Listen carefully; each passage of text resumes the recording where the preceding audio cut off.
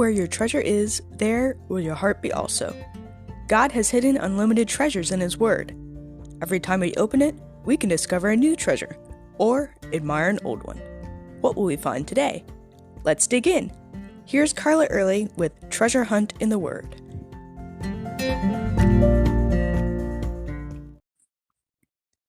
One quality that drew me to my husband was his gentleness.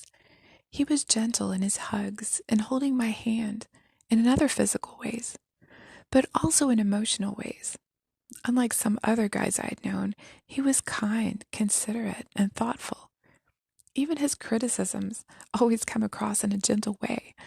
For example, even now when my messiness annoys him, he says things like, "I noticed Shoeville has established a colony in the living room."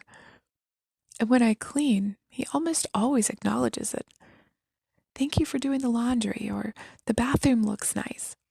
Just little gentle comments that make me want to keep things straightened and cleaned. God too is gentle, and this quality draws people to Him. In the Old Testament, we read of how the nation of Israel experienced God's gentleness. In Hosea 11:4, He says, "I drew them with gentle cords, with bands of love, and I was to them as those who take the yoke from their neck. I stooped and fed them." Just think of the awesome, all-powerful God of the universe tenderly leading the Israelites, feeding them daily in the wilderness, stooping down on their level like an adult would for a child. In fact, the awesome, all-powerful God of the universe stooped down and became a man so that we could see Him and know Him better. Jesus said of Himself, "Come to me, all you who labor and are heavy laden, and I will give you rest.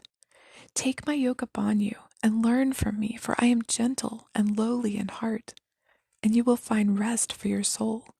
For my yoke is easy and my burden is light."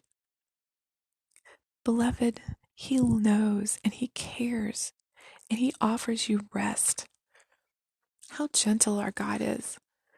Isaiah said, "A bruised reed He will not break, and a smoking flax He will not quench."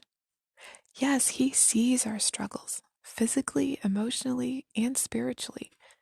And the Lord comes alongside us and lifts that burden. For those of us who are His children, God calls us to be gentle as well.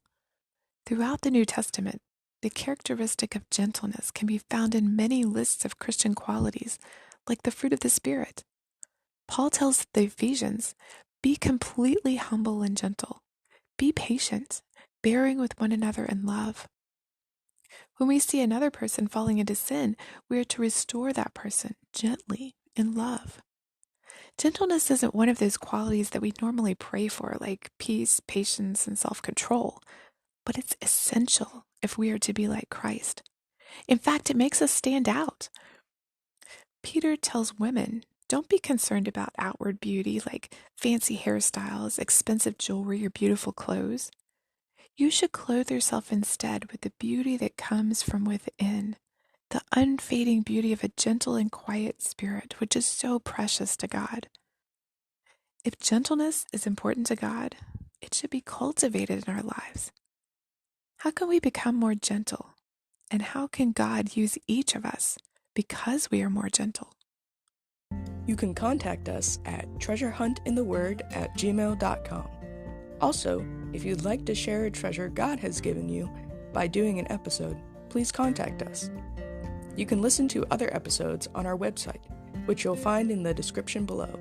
Thanks for listening, and remember, where your treasure is, there will your heart be also.